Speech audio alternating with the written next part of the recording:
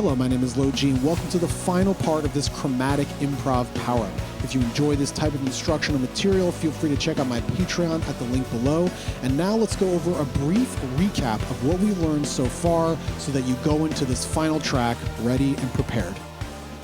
So before we play this final track, I want to give you an idea of what it's going to be like. So the whole track is going to start on A, and again, we're going to move through Circle of Force a whole bunch of times, and the whole track is going to be about 5 minutes long, I think, one of the longer tracks I've done. So you can start on any A that you want. You can start here, there, whatever A that is a location that we can start our shapes on. So if we're starting on the G string, maybe with our pointer finger, that would be right shape. That's the shape like this. That's the shape that would naturally live on that starting note. But if you started here on your middle finger, that would be center shape. If you started here, that could be center, taking you there, or you could be right. Right? It just depends on what you feel like doing and what is open for your fingering at that moment. Once you have your starting location, again, we're moving straight 16th notes through all of the changes. And all you have to do is just make sure that you know how to get in and out of those fingerings to move in the direction that you want. So as an example, let's say I start here, center shape on this E string A right there. So next I want to move to the right. Continuing going to the right. Now I'm going to go to the left. Continuing to the left. All the way down.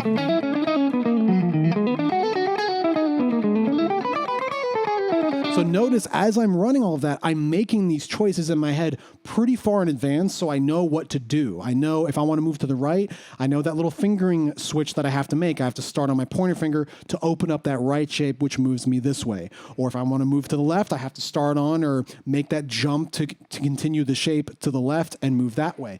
You just have to get comfortable with connecting these, but once they start to connect, and they will, once you practice them enough, you'll be able to seamlessly move through them. And strive for things. Maybe, like I mentioned earlier, try to trap yourself. Maybe go as far to the left as possible before you run out of room, and then turn around and go this way. And then go all the way to the right as high as possible, and then turn around and come this way before you run out of room, and before you actually run out of room. So, like I mentioned earlier, the track is going to be 5 minutes long. You don't have to play the whole track. Just try your best, get as far as you can. But the goal is to be able to play the whole thing without getting tripped up with the positioning. The track is also going to move from 80 to 160. So that's 80 to 160 as 16th notes. This is going to be pretty quick once you get to 160. So just try your best. Again, you don't have to get that fast. I mean, I could barely hold it together at 160. So it was kind of more of a challenge for me, really, to see if I could do it. So just try your best, do whatever you can at those tempos. But yeah, the main thing, again, is to let your hands play these shapes, separate your brain from the process. The brain should only choose what direction you move and what to do to move into those shapes. So if you're ready, let's get on to this final track that moves from 80 to 160.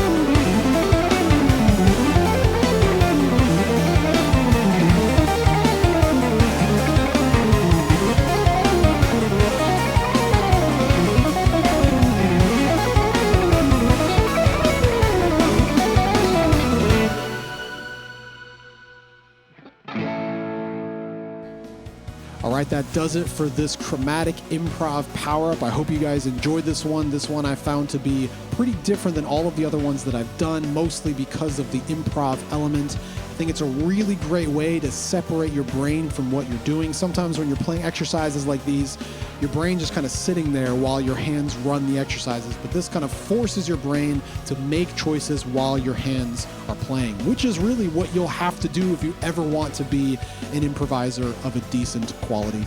If you enjoy this type of instructional material, feel free to check out my Patreon at the link below, and I'll see you guys in the next one.